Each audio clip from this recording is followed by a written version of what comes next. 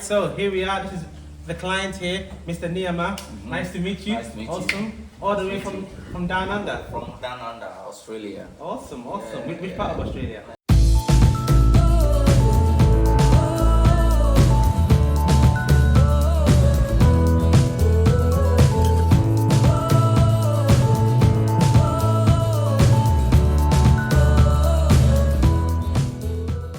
Hey guys, welcome to AsherGad channel, making Africa home again, one family at a time. Trust you're all doing well, wherever you are in the four corners of this earth, making gradual plans to make your dreams become a reality. I'd like to express my thanks to our PayPal and Patreon family for all your donations. It's much appreciated. We're out here again in the heart of Accra this time to bring you yet another video in our Building in Ghana series. Okay, and today we have an exciting episode for you. You can see the lovely coconut tree behind me. I love coming into nature, as you know. Today we're meeting a client of ours who contacted us about a week and a half ago from all the way from Australia. Can you believe it? All the way from Australia, building a lovely rental apartment behind me. So I'm going to take you through it, and we're going to get to meet him to see what his vision is and what this is all about. All right, so basically the client contacted us. He wanted a consultation, and essentially we're going to go inside in a minute. Essentially he's building quite a significant building which has in total about 8 bedrooms. They are segregated into a number of rental units, Airbnb, long-term rental, and also a portion where he and his wife will live as well. But without any further ado, let's just go inside and I'll take you around. So here we are, guys. This is the front of the property. I'm in an area of Accra called Teshi.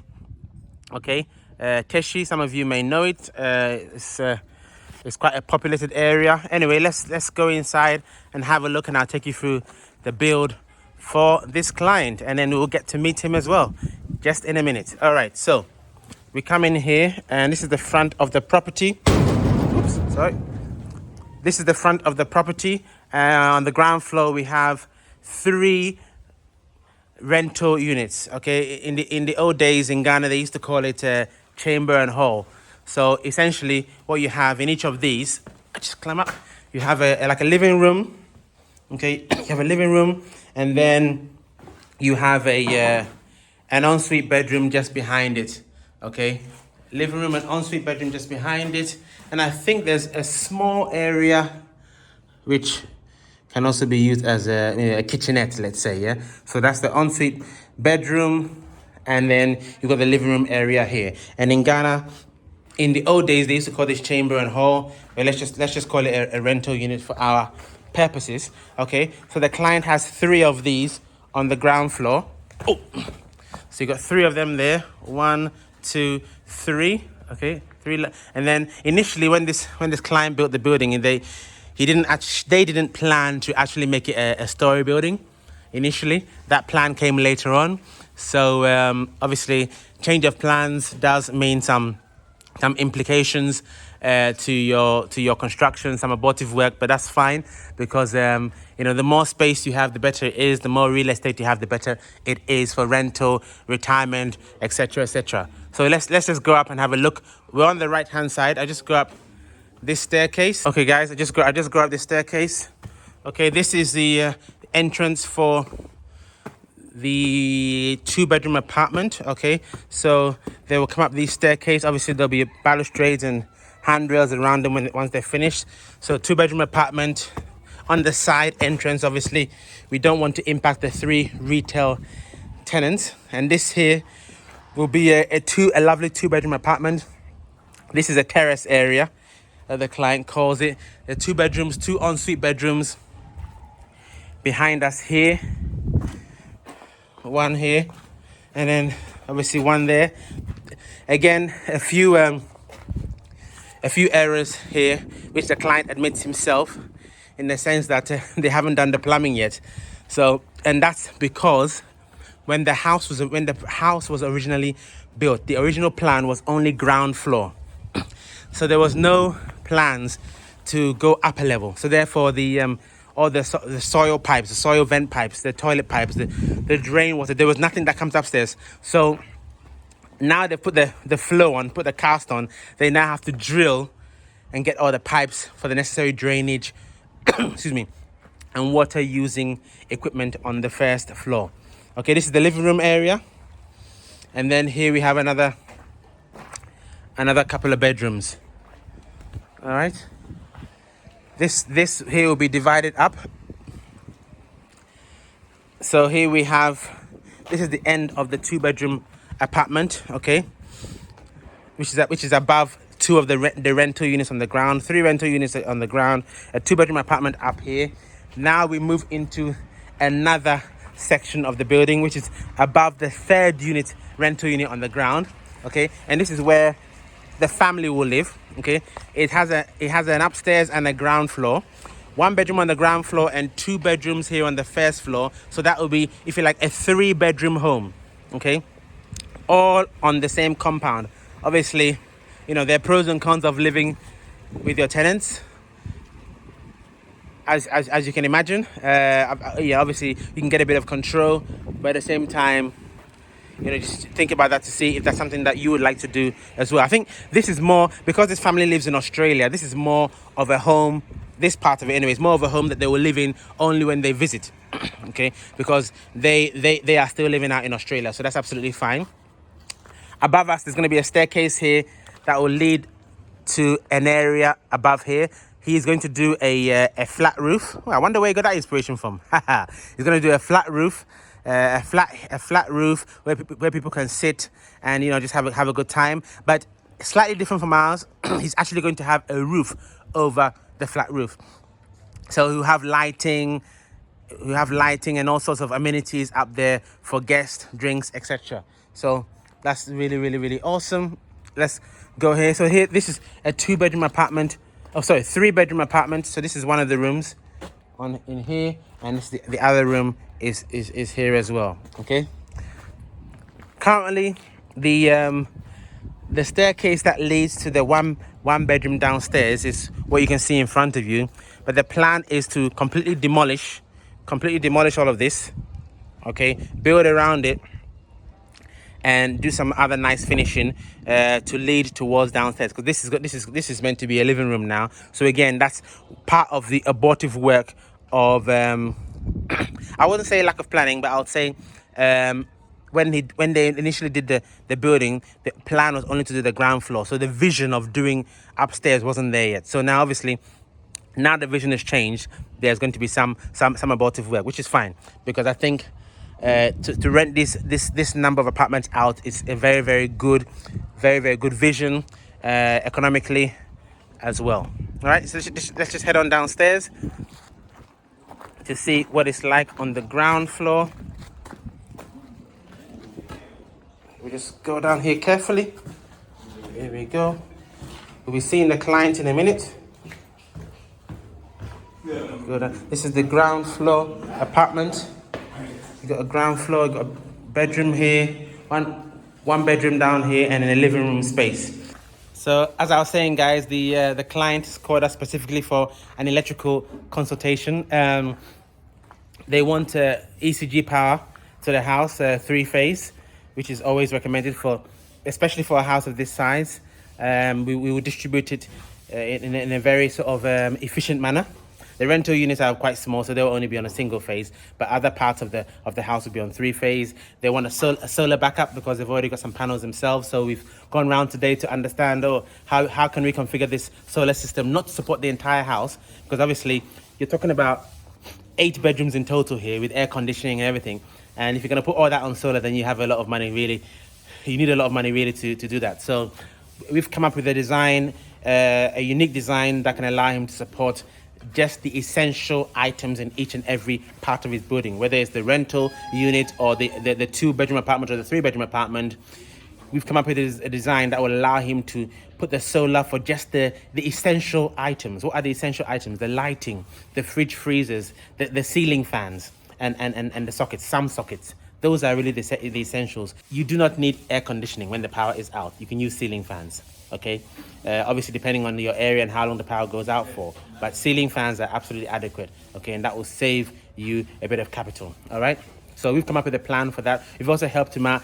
As most homes we've been to, they want solar, they want a generator, they want batteries, but unfortunately they didn't plan for an electrical room. Now obviously if you're going to have solar, you need a room to put the batteries in and the inverter ideally as well.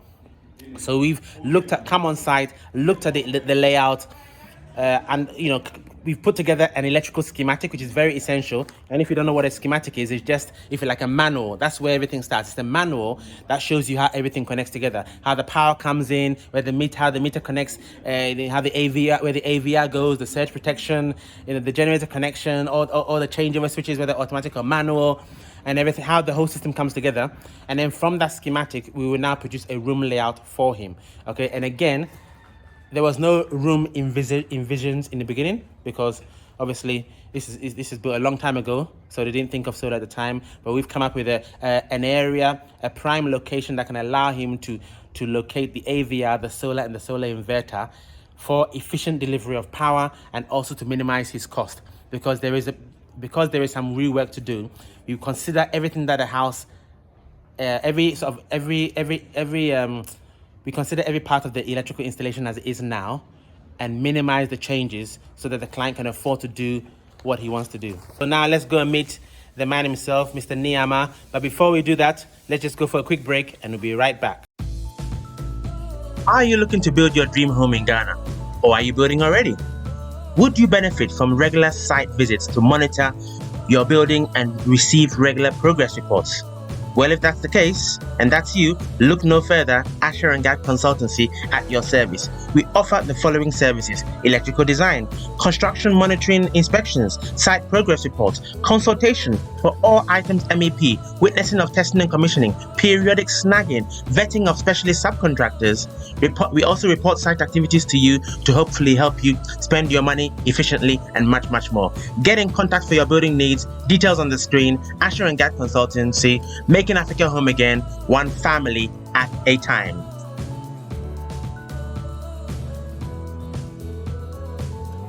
So here we are. This is the client here, Mr. Niyama. Mm-hmm. Nice to meet you. Nice to meet awesome. You. All the way from down under. From down under, Australia. Awesome. Which part of Australia?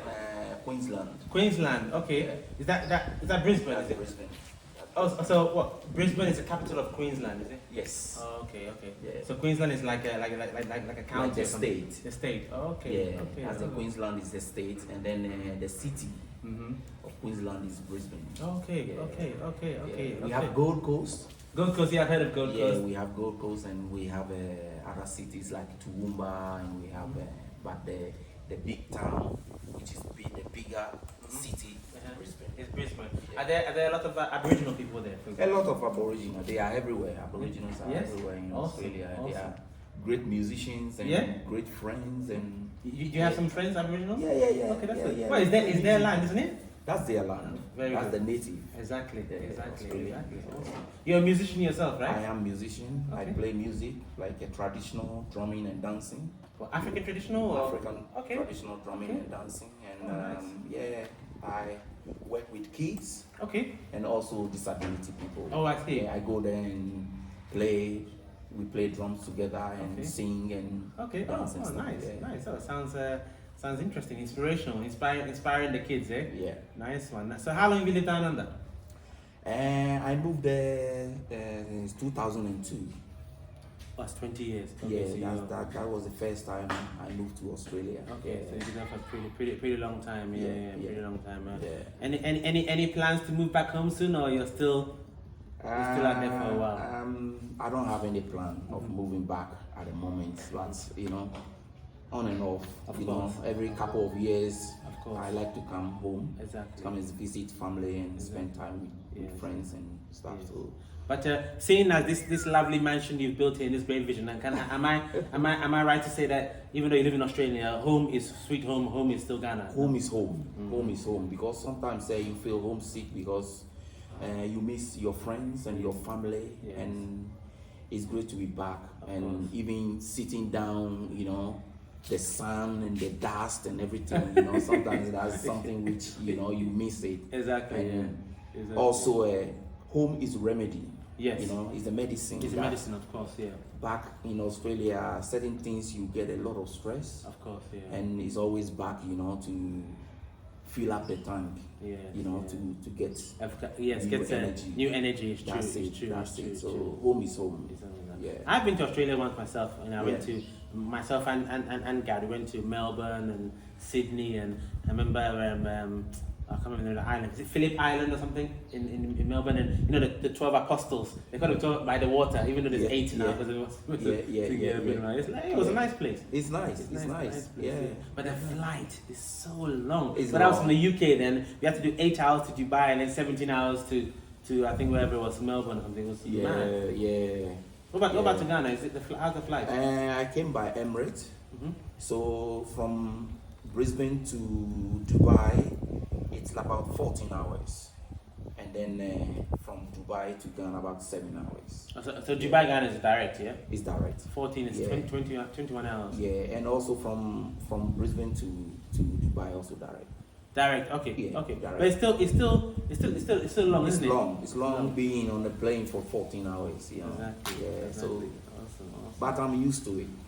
Exactly. Yeah, I'm used to it. So let's talk about your building. Obviously, it's a lovely place here in Teshi. Thank you. You know, it's all this rental vision. So what made you decide to put up this structure?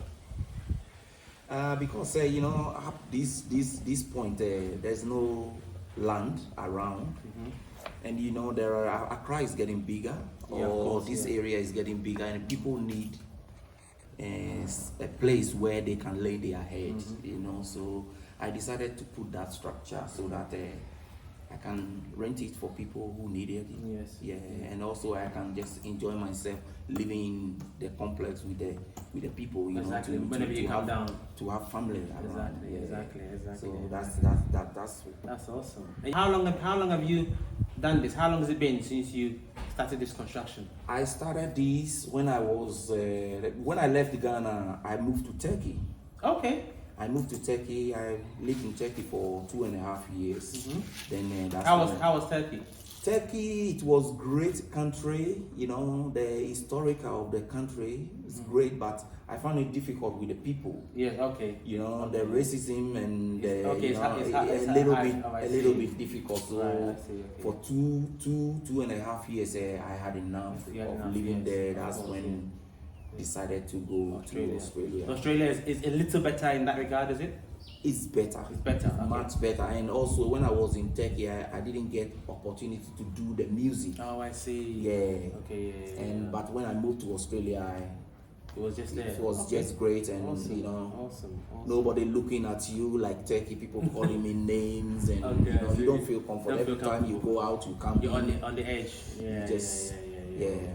I know what you mean. Okay, well that's good. I'm glad you found your feet over in Australia, which is fine. Which is fine. Awesome. So in terms of the actual building, have you been building this over all the 20 years, or how long when did you actually put the first spade in the ground for this building? I think I've been building it since I left. Since you left, okay, just bit by bit. Bit by bit, I kind of had abandoned the building a little bit, just left it out and took off my mind out of it. Okay. And then it reached a point where I decided to started doing it again because no one is going to do it for me. Of course.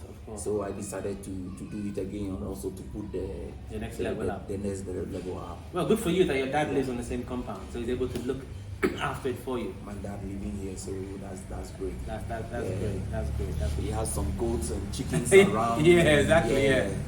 So good self-sufficient compound. That's it. Yeah. Exactly.